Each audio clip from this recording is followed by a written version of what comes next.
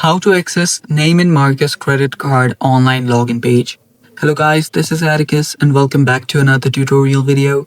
In today's video, I'll teach you guys how you can log in into Neiman Marcus credit card. So let's get started.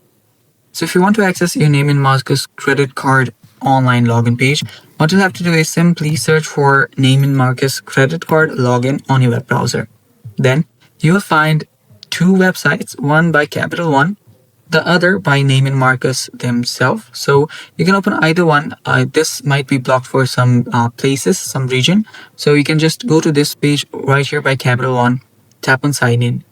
If this opens up, you can simply type in your email address and then your password and then tap on sign in to create the account, log in into your account as well. The same goes for here. Type in your username and then your password, then tap on sign in to sign in into your account. And that's how simple it is, guys, and that's all for today's video. Thanks for watching. Stay tuned for more, and bye-bye.